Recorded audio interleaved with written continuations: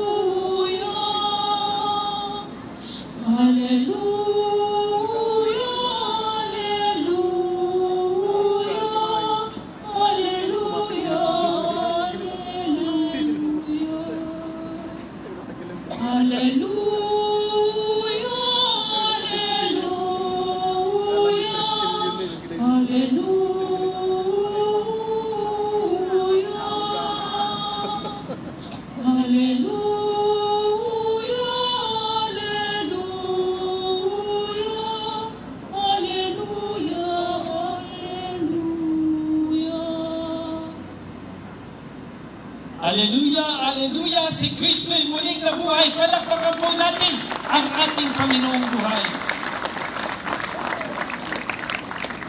Siyan po natin ang ating pagdagit at nagpapasalamat Diyos sa mga anghel natin na naririto. Si Jaira J.I.J. Parte, siya po ay anak na Joel E. Parte, na tiga na Munga. Siya po ay nag-aaral sa Rosario Adventist Elementary School at siya po ay 6 na taong gulang. Ganun din ang ating pasasalamat sa ating anghel na si Ivy Calea Lexi Briton, anak na Wendy May, at sila po ay nakatira sa Santiago, sa National Rosario, Batangas. Nag-aaral sa St. Joseph College of Rosario. At ang isa pa rin po na ating anghel ay si Julia J.I. Parte, ang anak din po ni na Joel at Ivy Parte ng Namunga.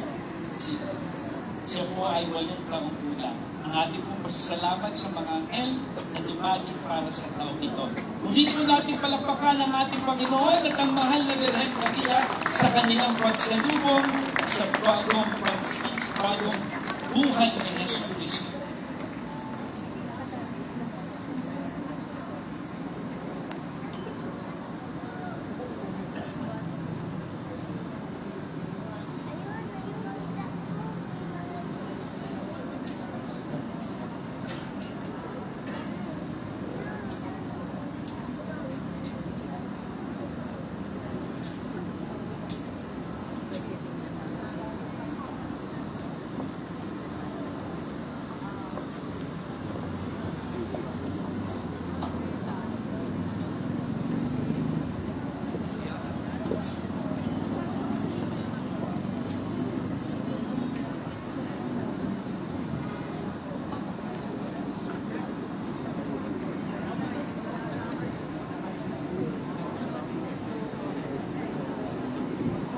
Pagkatapos po natin masaksihan ang pagdagit at ang pagsalubong ng mahal na ina at ni Jesus Cristo muling na buhay, ito po na may susundan ng isang pagbati.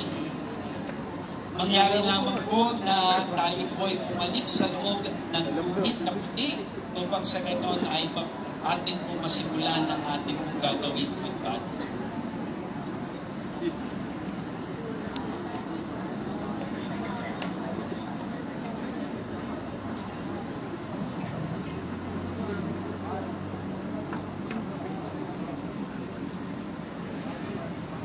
Ang sayaw na pagbati ay hango sa salitang bati o sa wikang Ingles ay greetings. Isang pagbati sa napakahalagang tao o pagkakataon na puno ng paggalang at kasiyahan. Ang mga katagat ito ang natatanging pakiramdam din ng mga unang naging saksi sa pagkabuhay na magmuli ni Hesus Kristo. Ito rin ay binugunita at sinasariwa natin sa pamamagitan ng mga kadalagahan ng ating tutunghayan ngayon na unang babati sa muling pagkabuhay ni Jesus ngayong taong 2025. Ang mga sayaw na polka at sway balance na ito ay sinasaniwa ng tugtuging may kasiyahan dahilan sa isang malaking tagumpay. Tagumpay ni Jesus laban sa kasalanan at kamatayan. Ang mga damit na puti ay pahimakas ng mga alangin na tungkulin na may katernong mga watawat na ibinawagayway o binabati na kumakatawan naman sa hawak ni Kristong nabuhay na flag of victory o watawat ng pagkakalipay.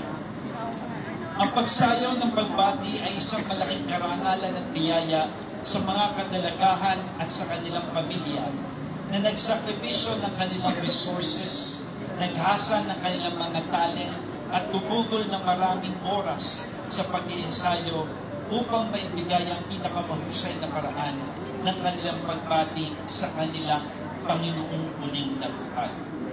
May mga paniniwala rin na sino mang mawag iswasan ng kanilang mga banderang tangan ay dadatnan din ng mabuting grasya na dala ng resurrection ng pagkabuhay. Hallelujah! Hallelujah! Ang buong Jesus ay muling nabuhay. Harapin ang kanyang inanang puno ng kaligayahan. At sa taong ito, 2025, tunghayan natin na mag-aalay ng kanilang pagbati.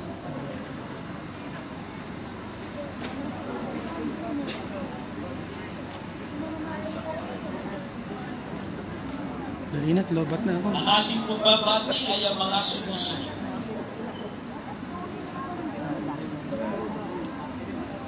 Si Binibining Christine Andrea de Castro Esparza.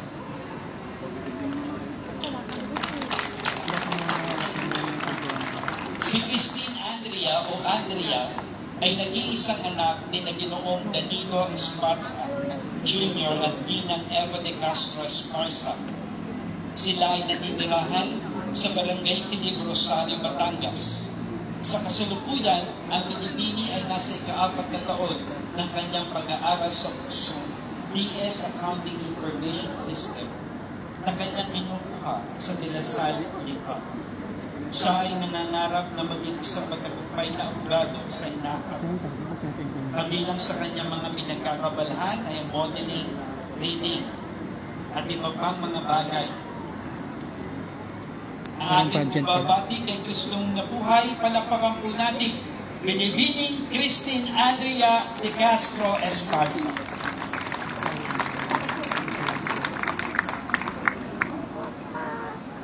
Ang ikalawang dalaga ay si Binibining Francis Ray Nicole Marquez Priolo. Si Francis Ray Nicole ay mas kilala sa Sagnayen. Siya ay nag-iisang anak din ng Ginoong John Carlo M. Priolo at Ginang Grisette Antonag Marquez Priolo. Sila ay naninirahan sa barangay ng Pumo, Rosario, Batangas. Sa kasalukuyan, ang Binibini ay nasa ika-10 baitang ng kanyang pag-aaral sa Junior High School sa St. Joseph College of Rosario, Batangas. Siya ay nangangarap na maging isang matagumpay professional entertainer sa hinaharap. Kabilang sa kanyang mga pinagkakabalahan ay singing, dancing, and theater arts. Mga kasama, ang babati kay Kristong nabuhay, Binibining Francis Ray Nicole Marquez Priolo. Pasalubungan po natin ang palakpakan. At ang ikatlong dalaga naman ay si Binibining Sophie Anica Junior Marquez Roche. Si Anica pala. Si Sophie Anica Jr. o kilala bilang si Sophie ay bunsong anak din ng Ginoong Ariel A. Rocio at Ginang Karina Marquez Rocio. Sila ay nanitirahan sa barangay San Roque, Rosario, Batangas. Sa kasalukuyan, ang Binibini ay nasa ikasampung baitang ng kanyang pag-aaral sa junior high school sa St. Joseph College of Rosario, Batangas. Siya ay nangangarap na maging isang matagumpay na pediatric occupational therapist sa hinaharap. Kabilang sa kanyang mga pinagkakabalan ay Naming Arts and Digital Reading. Ang ating bumbabati kay Kristong muling nabuhay, palakpakan po natin, Binibining Sophie Anica Judith Marquez Rocha.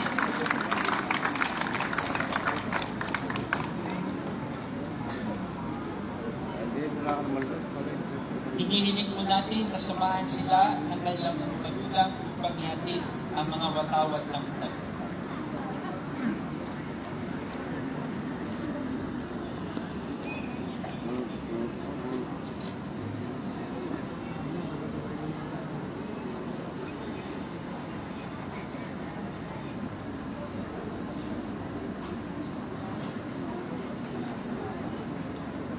At bilang pagpupugay sa ating Kristong nabuhay at kay Maria na natanggalan ng lubong ng hapis, ang ating mga kadalagahan nito, sina Sophie, si Yen, at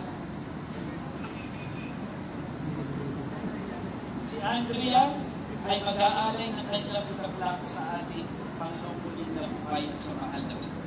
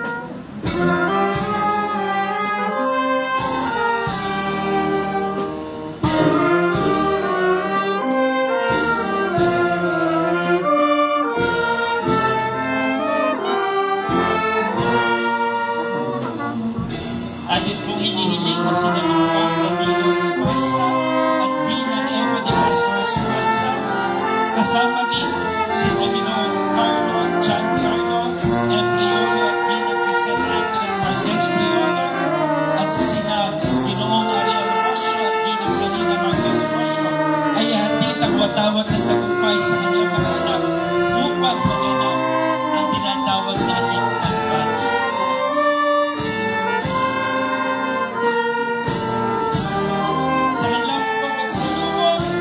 Pasalubungan din po natin sila ng palakpakan.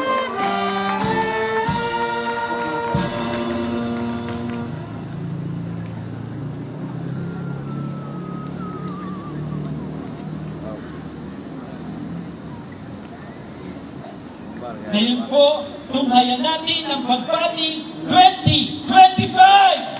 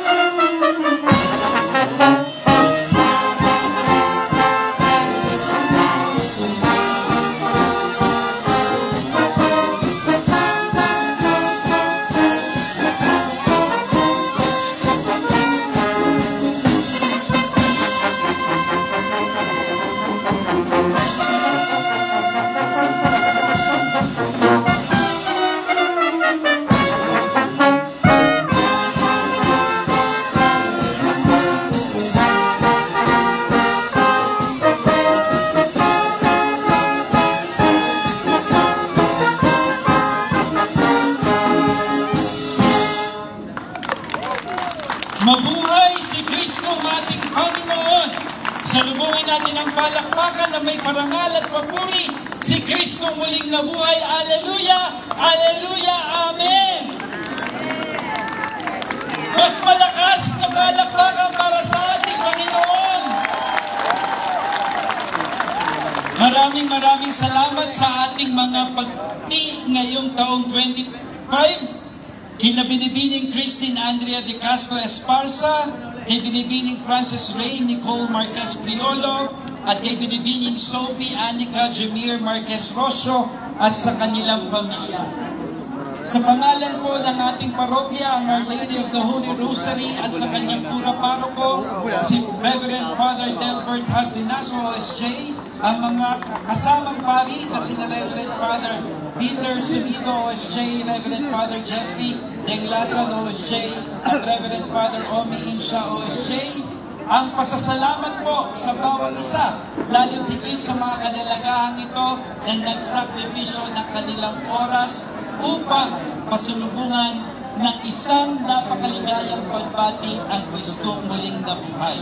Muli po, kay Andrea, kay Ian at kay Sophie at sa kanilang pamilya, maraming salamat po.